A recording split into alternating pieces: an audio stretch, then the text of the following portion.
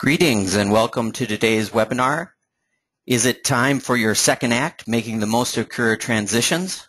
A comprehensive look at how to make a plan and assess what is best when leaving a long-term career. My name is John Ruzek and I'm the Senior Director of Alumni Networks for the University of Minnesota Alumni Association.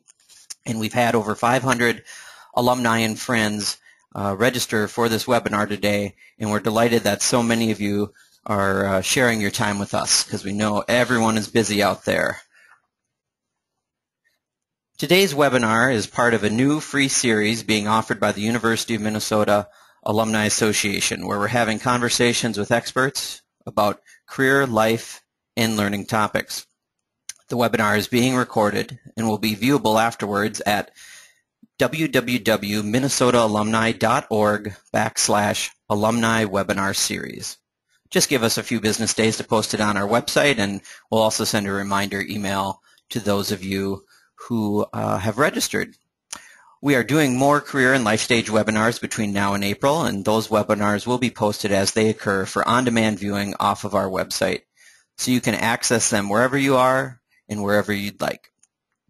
And if you're on Twitter right now, tweet us with the hashtag UMNWebinar. We'd love to hear from you as well if you're on Twitter. Before we get started, let's go over a few housekeeping items so you know how best to participate in today's webinar. You have joined the presentation listening using your computer speaker system by default. If you'd prefer to listen over the telephone, just select telephone in the audio pane of your GoToWebinar panel, and dial-in information will be displayed. If you experience difficulties while listening via your computer speakers, this can be caused by having multiple software applications open, which can use up your computer's bandwidth and affect network performance. So feel free to close any unnecessary applications on your computer. Hey, questions are welcome, so we'd love to hear from you. You may submit them at any time. Please type your questions in the questions pane on your GoToWebinar control panel. We'll track those questions, and our presenter will leave time near the end of the webinar to address as many questions as we'll have time for. It's my pleasure now to welcome to the webinar Cathy Muldoon, the founder of Growth, Passion, Success, LLC, helping people discover and utilize talents to grow and succeed at work and in life. As a recruiter, trainer, and executive coach, she works with individuals to take their careers and organizations to the next level, connecting the dots for hiring the best people, encouraging career development, and improving employee engagement and fostering leadership. Cathy is a member of the Society of Human Resource Management, the Women Speakers Association, and a graduate of the National Speakers Association Academy. She is a contributing author to various publications, including People Development Magazine. In just one sec, we'll get Cathy up here. Cathy, are you there? Welcome. Yeah. Thank you for having me, John. Oh, it's a pleasure. So what we're going to do now is I'm going to give presentation control over to Cathy. So just one sec. Hang in there with us. And we're excited to have you present today. So thank you for your time. Go ahead. Thank you. Thank you. And let's see so everybody can see the title page, hopefully. I think that this should be a really interesting dialogue. Hopefully everyone will get something out of it, no matter where you're at in either planning for, creating, or living your second act. And today we're going to consider it from a couple of different angles. One, just let's talk briefly about how we got to where we are looking at second and third acts in our careers. Touch upon ways for you to figure out and identify where you're at today in your evolution, where you want to be, and how to help you get there. So if we look at society and why this is such a hot topic, I want to first share with you that retirement was actually a post-World War II invention when Social Security came into play. So the traditional notion of retirement is fairly new. And now, with certain factors that have come into play, such as the recession being a huge one, which really changed, I think, the landscape for many of us in terms of when we could retire and what retirement might look like. Look at the percentages from the U.S. Bureau of Labor Statistics, where in 2000, only about 13% of Americans over 65 were working. Compare that to 2010, and in 2020, it's going to be up to 23%, almost double in the past 20 years. So this is affecting a lot of people. And it means collectively that hopefully people who are engaged in their second act or contemplating it, you know you're not alone. There's already 9.5 million individuals who are in this stage, and many, many more of us are going to be recreating ourselves after long careers in our 50s and 60s. And let's face it, one of the reasons also that you don't want to just necessarily jump into traditional retirement is because medical advances have allowed us to live longer. You know, 40s, 50s, that's a totally different age in terms of health than it was, say, 20, 30, 40 years ago. As life expectancy continues to rise, you want to make the most of your life. So there are a lot of reasons why we are looking at 40s, 50s, 60s in a very different light.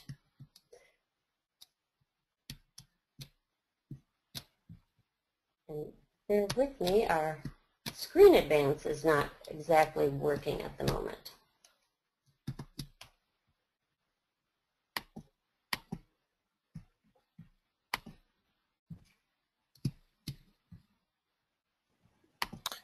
Oh, there you go. Maybe try hitting. I'm trying to get it so to advance. There we go. Sorry about that, people.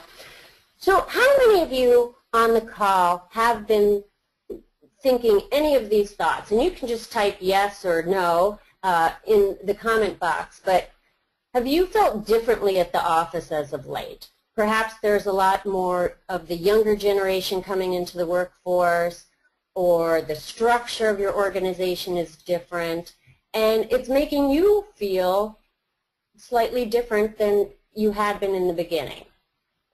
Or perhaps there are those of you out there who are getting ready for retirement in your current position, but yet you feel you have so much knowledge to share and so much value to add. Are there any of you out there who feel like that? Or perhaps you want to train and teach others what you've learned over the years, and there's not the latitude or availability in your current career environment to do that. Whatever you may be thinking lately about why you want to create a second act, you should know that if you feel like you are too young to retire, there are options out there for you.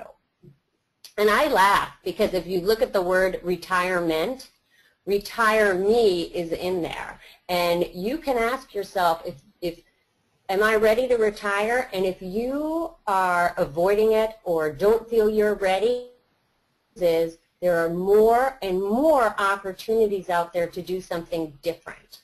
And there are many ways to say it. You could look at it as an opportunity to retool your career, taking the best aspects, what you enjoy most, and finding a way to maximize your time doing what you love to do about your current role. Maybe you've tried retirement, and I don't know if any of you are on the call who just had rolled into the traditional retirement and it's not working for you. Well, you can unretire yourself and you can get back into the workforce. Maybe you want to reimagine how you define work. be it applying your skills to public service or redefining how much you work, and that means maybe you semi-retire, you take on a consulting opportunity. Whatever term resonates with you, this is a movement. The American Society of Aging actually has called it positive aging, which I love, because I think that in the past, retirement has had sometimes a negative connotation. You're put out to pasture. It's the end of who you were. And that is not the case anymore. So it's time. And Cathy? Yes? Yes? I'd say probably about 2/3 of people agreed as far as looking for something else. Some of the comments that have come in: 5 years ago, I tried retirement for 3 months. Yes, tired of current successful position and want to enjoy my encore. Many of my colleagues want to retire, but I don't feel ready. And I would like to do something that I can learn new things and be challenged in my second act. So probably I'd say about 2/3 said yes. One person said no, age is a state of mind. So great comment. Some good feedback there.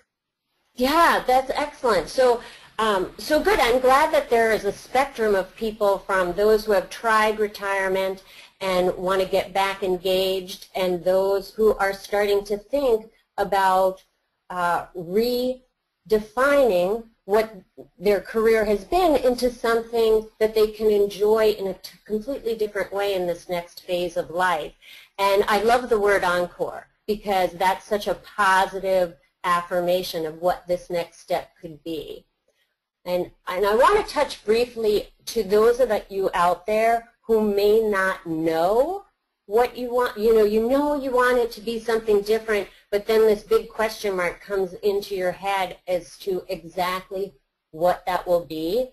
We're going to cover today, hopefully, tools that you can utilize to help you discover or better articulate if you're unclear about how you should move or what direction you should take, because I don't want people to feel like it's just you out there if you have a big question mark in your head as to exactly what your encore or second act should look like.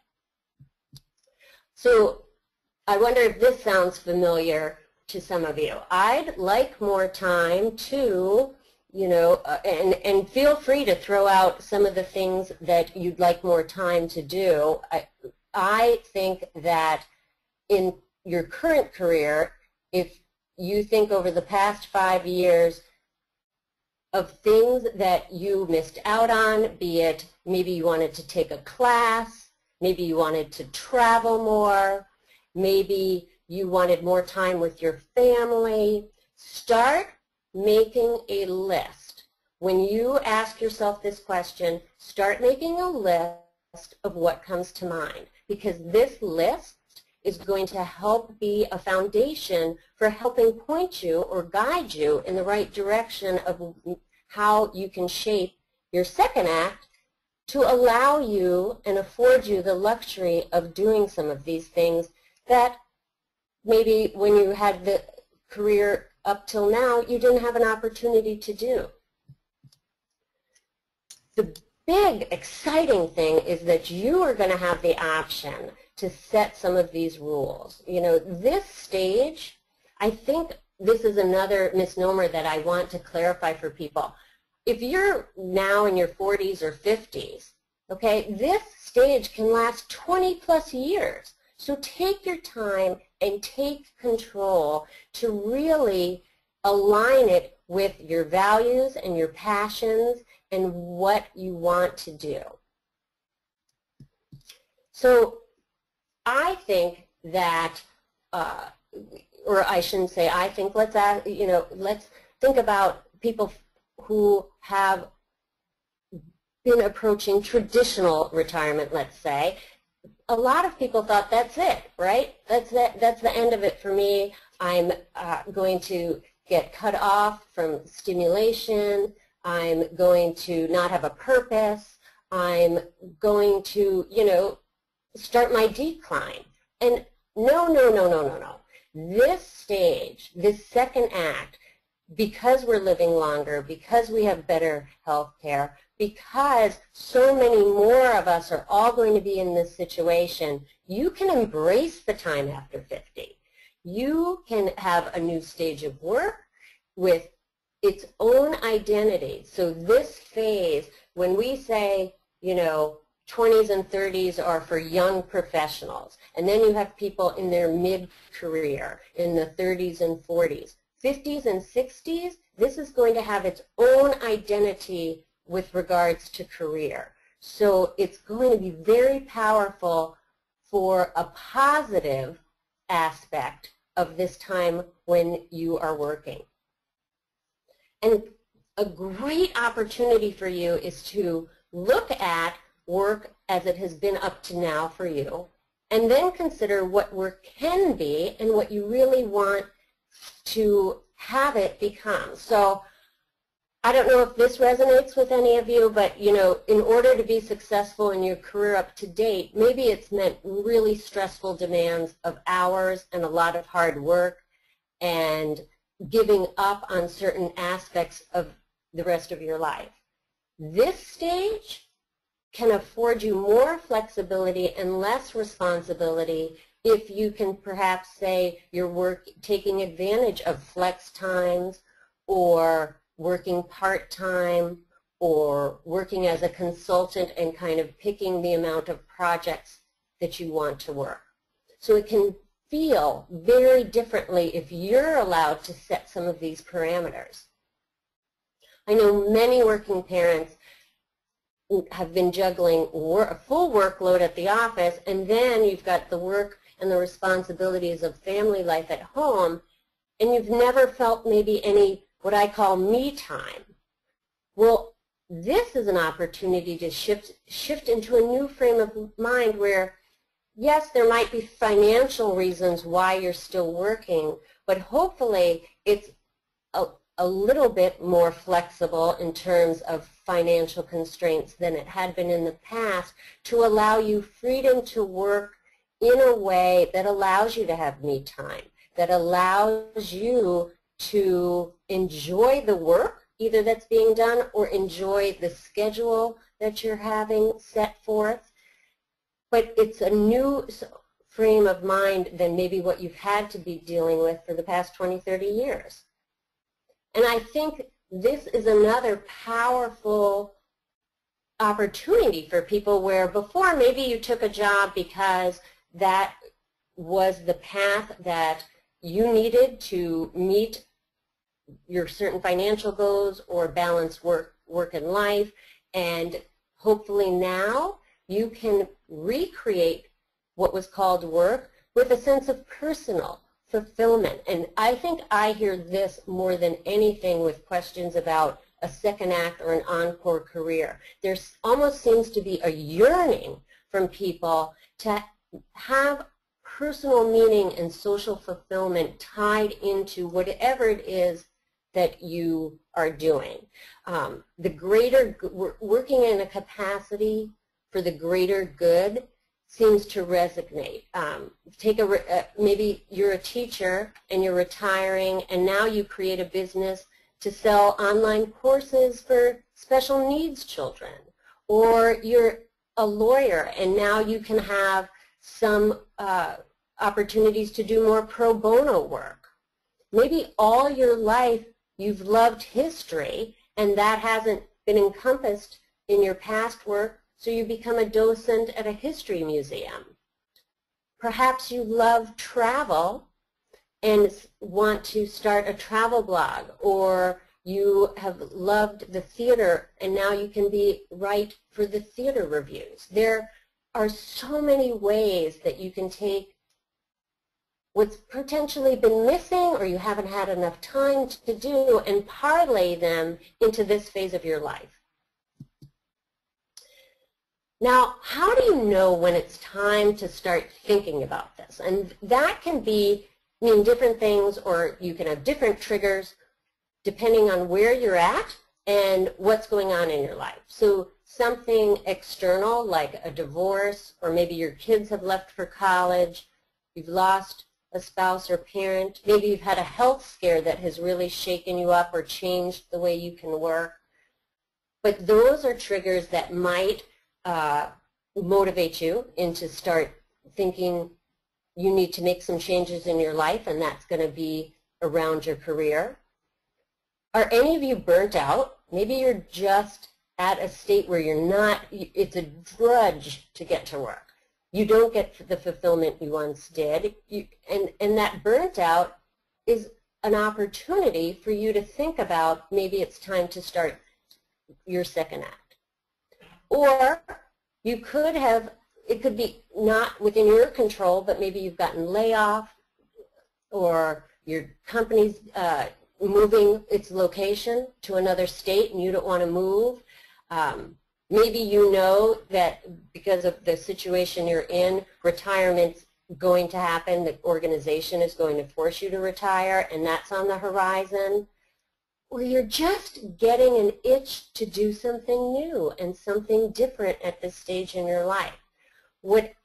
Whatever of these contributors resonate with you, use it as a cue to start thinking about your second act. And I do want to touch a little bit about anyone who's been let go or is approaching a forced retirement.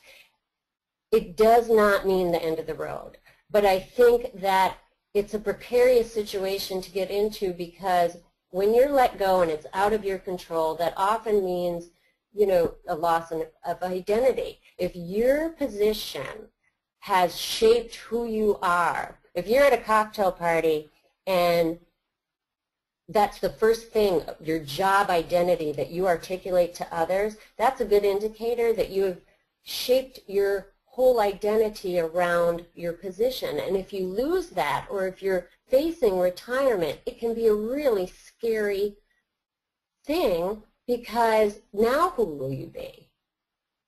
And or you know from either you're unhappy at work, it's changed so much that you're not feeling fulfilled, but the fear, you're so scared to make a change that it's kind of stagnating you. Those are all very natural, and it's really important to take those negative thoughts and work through them, because otherwise they can really sabotage a great opportunity in terms of recreating this second act for you.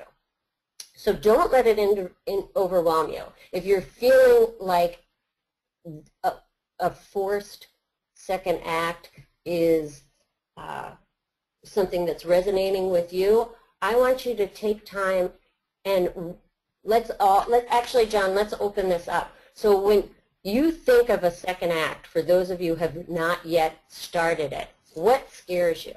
What is something that comes into your head as far as a fear of taking that next step? All right, let's get those. What scares you out there, folks? Loss of income. Okay. Cost of health care, age discrimination, the unknown, reduced income, loss of security, okay, losing benefits, less income. So that's a big. Okay. Yep. Giving up the prestige of a current position. Remembering new names and faces, health insurance, that's coming up quite a bit. Okay. Yeah. Won't be able to perform as well as I did before. Okay. Yeah. Well, let's touch upon some of those. Definitely, I want you all to know, and thank you. It's not easy always to share what scares people, but your fears are all of those fears that John mentioned are all legitimate, and let's start breaking those down so that you can work through them. And one thing, especially to the people who resonated with, you know, it's the unknown, trust yourself. You know, letting go of what used to be can be very scary if your unknown is out there and it's this big black hole. Okay? But trust yourself. You've had years of experience where you've done very well in your careers, right? You've had the ability to earn income, and I always say embrace what you know you do well and lay a foundation for yourself to remember that you have done something very well for years. And even if you're trying to reinvent yourself, there is, no one can take away your experience. No one can take away your knowledge. Face the fear of the unknown by starting to look at it in terms of opportunities and choices. So for those of you in your current role who maybe want to think about developing new skill sets so that you're more marketable for this next act, or if you want to, while you're in your current career, challenge yourself by taking on a new project, that will build your confidence that you can learn something new at this stage in your life. So while you are currently in your career, think about ways that you can sort of test the waters and test that fear and build up your confidence. And one way to do that is look for projects or look for tasks in your current organization that are unknown to you, that you don't have experience in. Maybe it's a collaborative project. Maybe you can train someone on something you haven't trained them on before. But take a look at the opportunities to start testing in the unknown. So look, I know we're going to cover this in a second, but looking forward to and embracing change is, I know, easier said than done. But if you start building up your fortitude for it, and we're going to cover it, how to embrace change more in a minute, that's going to help you work through as the fears come up. Challenging yourself mentally every day, again, that will help you build the confidence and also adapt to learning new skills. So be it a crossword puzzle, be it reading industry, maybe you're potentially investigating industries that would interest you, but start challenging yourself mentally every day. That will keep you fresh. It will also prove to yourself that you can learn new things and that you are sharp. So reinvention. Think of it as a possibility to do something that you've always wanted to try or learn, and that you haven't maybe in your current role had the opportunity to do. Maybe you're moving from a full-time employee into a consultant, and you'll get the opportunity to work within different industries and test out what you might enjoy if you've only been in one industry. But what if you don't know, right? We heard that a lot. What if you don't know what you want to do? Well, let's look at what motivates you. I know, and we're going to cover that many of us, because of the financial situations we're in, have to work. And that's a given, and I'm not discounting that. But let's look at what motivates you besides the purely financial reason of continuing to work. There are many benefits that I think people discount because the money is such an important factor in paying your bills and keeping yourself afloat. But working can give meaning to your life. It keeps you connected. It keeps you stimulated. It gives you the opportunity, especially if you're living alone, for social interaction and being involved in your community. It gives you the purpose, as we talked before, to our lives, and it allows you to use all this knowledge and experience that you've built up over the years. There are proven research reports that it actually helps you stay physically and mentally engaged, and that leads to longer life. And hopefully, we're going to cover things that you get a source of pleasure from. I hope a lot of people out there still want to work, and even though maybe financially that's impacting your decision to continue to work, I hope it gives you a sense of pleasure. And if your current role doesn't, let's take this opportunity to find something that does give you pleasure. And one way to do that is to first, if sometimes people have trouble articulating exactly what they want to do. And when I coach people in career transitions, no matter what their age, I always start with, okay, if you can't articulate specifically what you might want to do, start thinking in areas of what you don't want to do, what makes you unhappy, and then we'll know that we can have that on your list going forward. You know, so are there aspects of your job? Is it the drudgery of paperwork? Is it the constant meetings? Is it whatever it is? Is it that you don't have time to work out? You know, what is making you unhappy right now? What would you change if you could? And write that out, okay? If you absolutely know that you do not want to work for a large organization again, maybe that's the one you're in, or you don't want to go through the risk elements involved in a startup, write that down. Start eliminating things from what could potentially be a big scary list. Who's in your life right now that doesn't belong in terms of, okay, do you have a manager right now or a subordinate? What are the characteristics of that type of person that's annoying you, okay?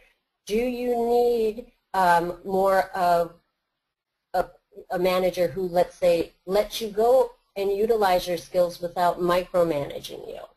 Do you need a direct report who doesn't require constant feedback all the time? Whatever it is, that's going to help you identify what you're going to enjoy in this next phase. What about situations? Do tight deadlines in your current work cause you a lot of stress? Do maybe your organization constantly changes the policies with the way they do things? All of the things that trigger thoughts or comments or resonate with you about this, start making a list, because then you can fine-tune and start thinking about what is working. So what's been your best job?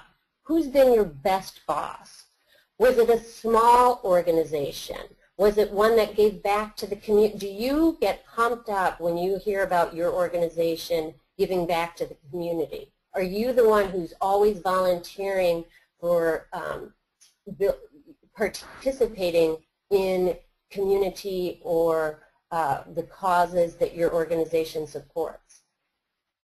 If that resonates with you, write that down. Start making decisions based on what makes you happy. Now, these are some questions that I wanted to include to help you try to plan. Maybe you're in your 40s and you know now, because of your financial situation or just because you know that you're not going to want to stop working at 50 or 60 now, you want to start planning for how that next act is going to look. So first of all, if do you want to, are you on the realm that you just want to work because you want to keep engaged, or do you need to continue to work for financial reasons? And what are those financial parameters you should be starting to make? If you have a financial advisor or you're making your own budgets, you should have a number in your head, and that might change, but you should understand if you can work if you have to work full-time or if you can work part-time, and all of those parameters that will impact your choices for work based on those financial situations. Are you interested in launching something new? This is becoming more and more prevalent. There are a lot of entrepreneurs in their 50s now. Maybe you have always thought in your current situation, why don't we do it this way? Or I would love to work with some other people who are getting ready to enter this stage, but in a smaller context. Maybe you can create your own business. Now, taking the financial constraints aside, how much do you want to work? If you have other things that you want to accomplish in your life, like volunteering or joining a board or traveling. Start making the parameters of how many hours, what that looks like. Is it part-time, is it full-time? And how do you want to contribute your skills and your experience? Is it more important for you at this stage in your life to be more tactical? Maybe you are tired of leading or driving a whole department. Maybe you just want to be an individual contributor. You know what you know, you do it really well, but you don't want to manage people anymore. So that will help you shape how you can contribute in this next phase. Maybe you love to train and you want to be able to pass on the knowledge and experience. That's going to look differently as well. So start thinking about how you want to contribute in this next phase. And then I think for many people, the values of an organization, what's important to you, what is the company culture like? Do they acknowledge or do they embrace people over 50, or is that considered, you know, a taboo? You don't feel like they appreciate people who are entering 40s and 50s. Understand the right match for you. Also, draw on strengths tend to make people happy because you're good at it. It's easier. So either from past reviews or start asking your peers, start asking past bosses or other individuals in your life. If you can't articulate your strengths, start asking others, but identify them. Think about what comes easiest to you in your current role, where you can do it blindfolded. And think about the tasks that maybe take you extra long to do. You probably don't get as much enjoyment if they're difficult or hard for you to do. So if you can start thinking about your strengths, that will help guide you to how to apply them in your next opportunity. So for those on the career path, be it because of financial reasons or because you love to work and you still have a lot to give, I think these are important questions, if you haven't already considered them, to start to think about. You know, what roles are good for people who are aging? What companies embrace hiring older employees? AARP, and think about what they do, who they serve, but they are a phenomenal organization for hiring people over 50.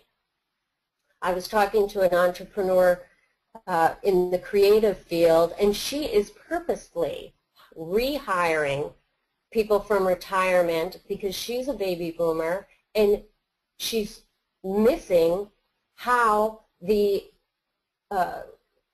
baby boomers are used to going off and doing the work and getting it done, and she doesn't, as she calls, have to babysit them. So what companies embrace hiring older employees? Walmart comes to mind. There are a lot of retailers in particular are very good at hiring older employees. And you want to ask this. If you're in the interview stage, ask what the demographics are of the organization. Technology. Do you embrace it or fear it? And right there, that is going to be an important trigger for you with what kind of industry and what company you are going to fit in with. Because if you embrace technology and you're very comfortable with it, then companies that utilize that a lot might be a good fit for you. If you fear it, one, can you overcome it? Can you take a class on the side? Can you start getting more comfortable with it? Or do you need to make sure that the next organization or the next role you choose doesn't use technology to the extent that it's going to hinder your performance? Telecommuting is another very popular facet for people entering their second act. It's becoming more popular and more acceptable in a lot of industries and organizations.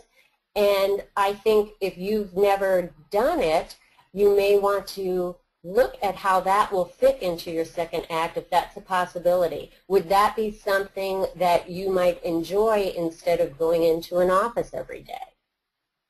And then you have to ask yourself, are you willing to start over? What will it take to reinvent yourself, and how am I going to get through the ups and downs that it might take to do so? So if you're looking at potential ideas for good careers for somebody over 50, if you want to visit, there are a lot of career counselors. If you've gone through an assessment in your current organization, you might utilize what you found out to match your personal interests against different types of jobs going forward. So what do you do well? How do you behave? How do you like to do work? How do you learn? Assessments provide you with a lot of information that might help you identify ways to parlay those skills and behaviors into your next career move. Any field with rapid job growth, I know we talked a lot of healthcare concerns came up. Well, healthcare is a really growing industry. Nursing, and granted, will it take education and learning new skills? Absolutely. But investigate fields that are really growing. Customer service, home health care has, because of all of us in the baby boomer era, wanting to stay in our homes longer, and because we're living longer, that is a huge area of growth. So start looking at fields that are really growing, because they are going to have a tighter labor pool. So they are going to be more accepting and more open to hiring a larger age demographic. Government opportunities and social services are other areas that you could potentially investigate. And social services, for a lot of us who want to have a career that is meaningful in a different way than perhaps it has been, where you feel like this is your chance, an opportunity to give back to the community. There are a lot of nonprofit agencies that may not pay as much as you make in your current role if you're in a for-profit organization, but they could, depending on your budget, pay you enough and give you rewards that are vastly different than what you've experienced before. And typically, there are a lot of hiring needs in the nonprofit segment, so that is also an opportunity to look into. If you have not looked for a job in, say, the past 5 years, then I would re-educate yourself on how to do a career search, because it's very different than perhaps it was the last time you looked for a job. And that could be part of what stagnates people, because maybe you're thinking to yourself, I know I want to work, I know I want to find a job, but how do I even go about finding a job at my age or in this current market? Well, the good news is that there are a lot of job sites, and you can Google them or you can email me if you need help with any of these resources, but utilize job sites that are geared for people over 50. And these are cropping up more and more because of the phenomenon we're talking about. So utilize job sites for those over 50, not only for specific jobs, but also in your research phase, because you'll begin to get an understanding by looking at those jobs that are open in terms of companies that are open to hiring people over 50, industries, and the type of job function. So just by visiting these job sites, whether or not you see a specific job to apply for, they're very useful for you to start doing your research and gathering your information. And if you are open to relocation, looking at the best cities to work in for the age demographic that you're in will also help in overall life satisfaction. It will also have probably a lot of opportunities in those cities that are cited as the best place to work, to live in if you're over 50, or work in if you're over 50. They're going to have opportunities there. Now, for those of you who are thinking of changing from what your current career is, or you're having trouble getting a full-time job in the exact niche that you're used to, one way to start over or to parlay it into a full-time position is to apprentice or volunteer or even moonlight to get started. And these are ways that can be beneficial for you getting your foot in the door, but also it allows you the opportunity to test out what maybe you're envisioning you love, but you've never done it, so how do you know?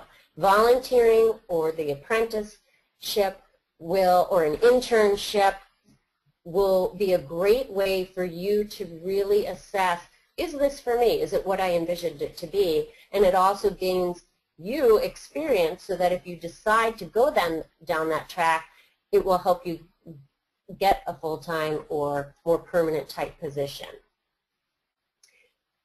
And understand the way to search for a job.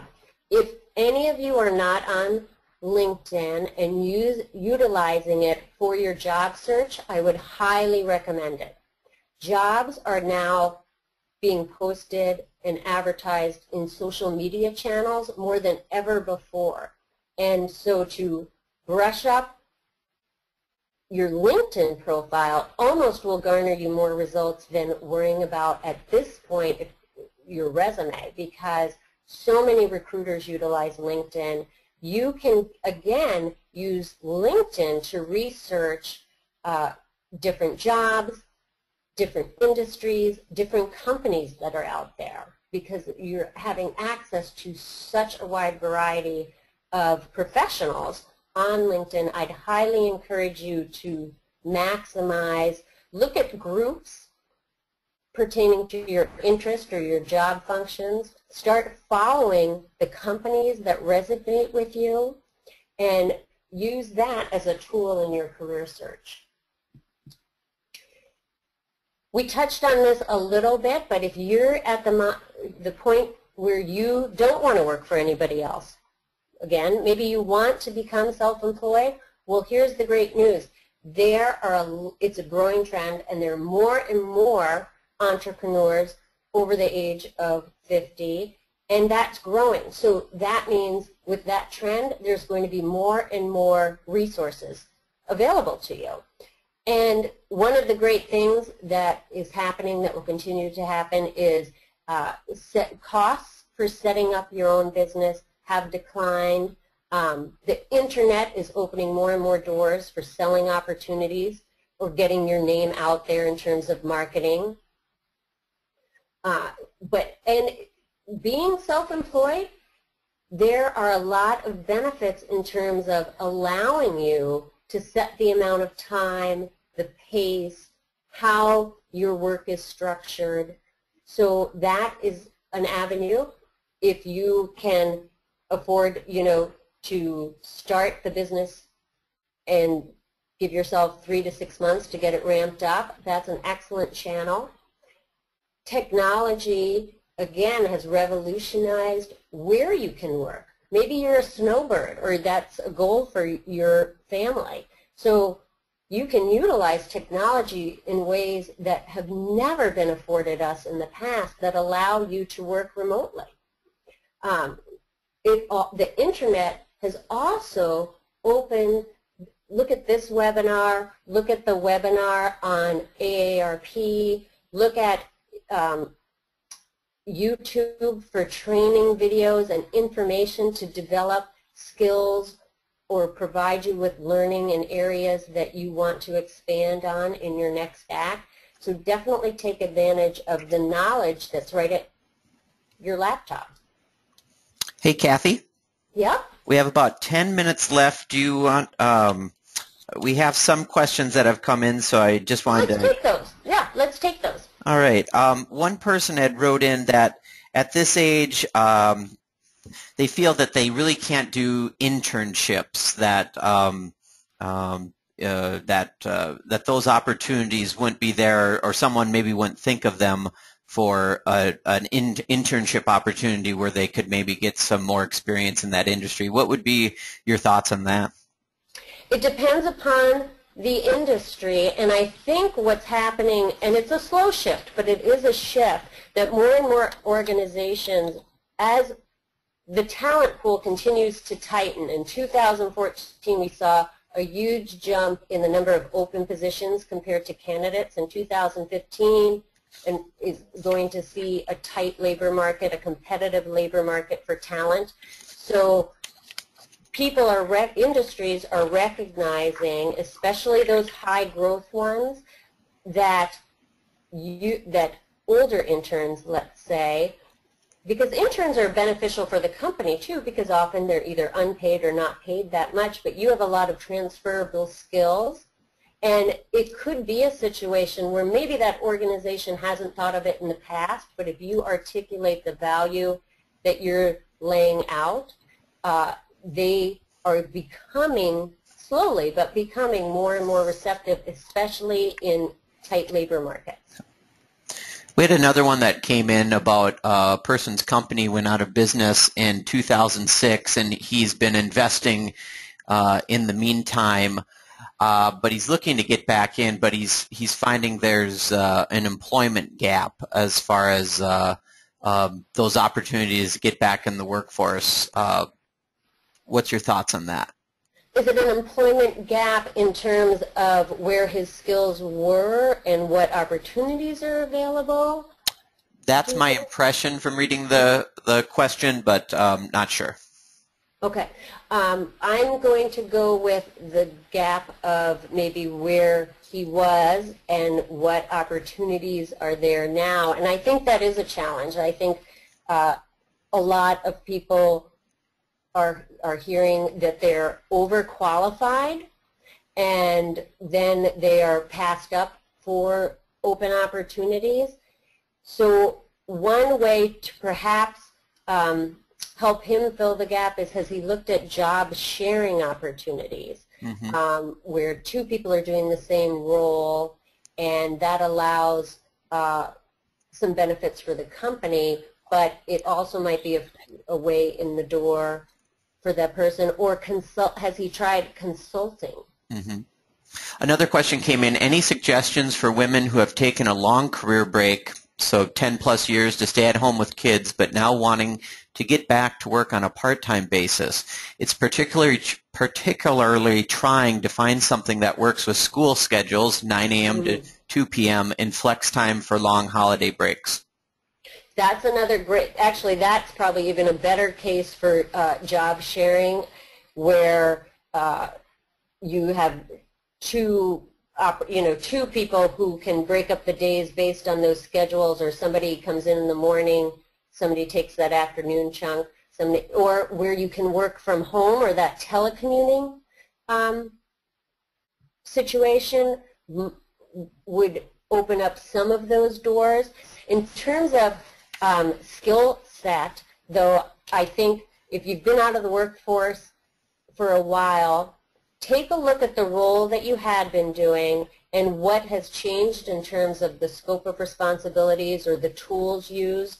I know that frequently people are utilizing maybe certain software systems that were not used then, and you might have to take a class on the software that's frequently used in your space or your function. And again, you can use the internet a lot to take some of those, but if then you can articulate that you've been certified in that software, or you're at least familiar with it, it will help get your foot in the door. So take a look at the open positions and some of those learning gaps, and how can you apply learning on your own to offset the fact that you've been out of the workforce. And I would look for women-owned businesses and entrepreneurs as far as companies to target, because sometimes they are more flexible with that. A couple questions just came in right after each other about looking for resources for telecommuting jobs. Are there certain websites or great places to go to identify positions that would be amenable to telecommuting? And you know what? I just went to the last page to make sure everybody can see this too when we talked about resources, John, because these sites, so one ARP is a great resource. They have a bulletin called Encore Entrepreneurs. That is a great resource. And this website, www.encore.org, it's specifically catered to people looking to get into the second act. They have a blog, they have books, they have all kinds of career resources. The same with nextavenue.org. And then the Transition Network and Coming of Age are actually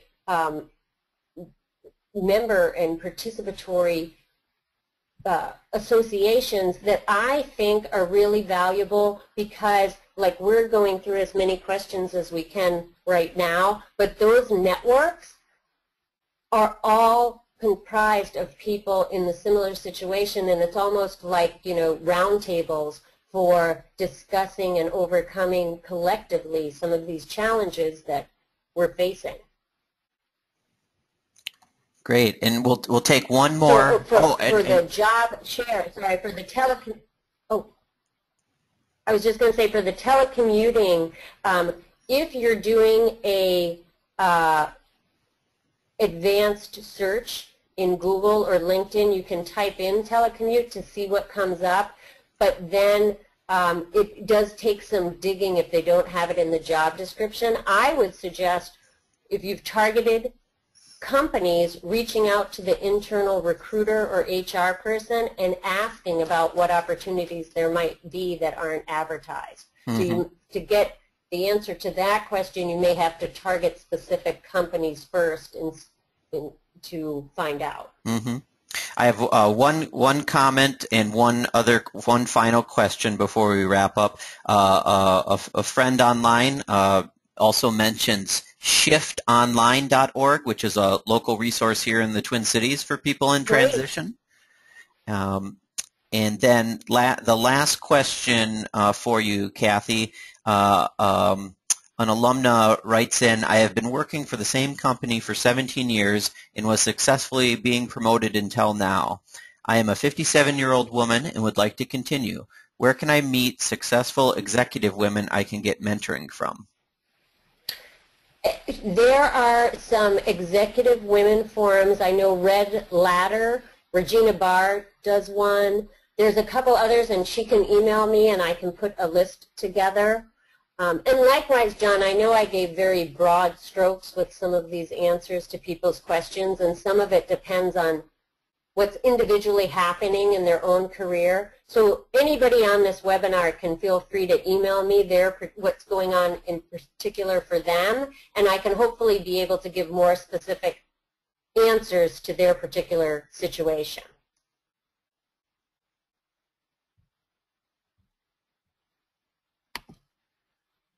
Are you still there?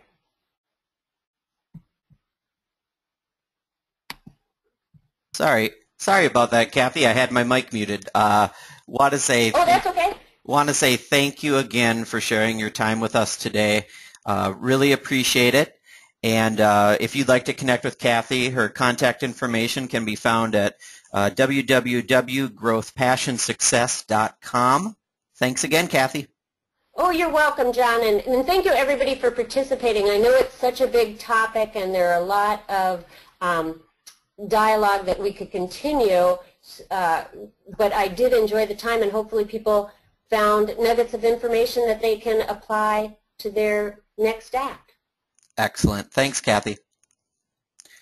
All right, so we have some upcoming webinars coming up. We actually have a special edition coming up next Tuesday with a very timely topic in the news, and that's a Citizen's Guide to Ebola, where one of the world's most sought-after experts on infectious disease threats and international health, Dr. Michael Osterholm, of the University of Minnesota School of Public Health will be doing a webinar with us covering some of the key aspects of this epidemic and what the public really needs to know about it. And then this is a really, really exciting one. Mark your calendars for December 5th. How to see the best of the world on your next vacation with alum Matt Chua, who has traveled to more than 50 countries and learned the tricks, trade-offs, and must-visit locations in each of the places he's been. This session will be very highly interactive, and I saw yesterday some of the pictures Matt will be bringing along from his travels. They're absolutely breathtaking. I strongly, strongly suggest signing up for both of these webinars that will be coming up. And you can find all of those at minnesotaalumni.org/alumni webinar series. If you're on social media, check us out on Twitter. Cathy mentioned the LinkedIn group, how LinkedIn is becoming such a vital tool. We have over 28,000 alumni and friends in our University of Minnesota Alumni Association group. A lot of the colleges here at the University of Minnesota have robust LinkedIn groups. Do check those out, and also check out our website for other social media channels to be involved with. And lastly, members of the University of Minnesota Alumni Association make new initiatives like this webinar series possible. Thank you, thank you, thank you so much. Because of members, we can enrich the lives of alumni, support student success, and make a better University of Minnesota. Become a member today at www.minnesotaalumni.org/join. This is the conclusion of today's webinar. Thank you for joining us and for being an active member of the worldwide community of University of Minnesota alumni and friends. Have a great day.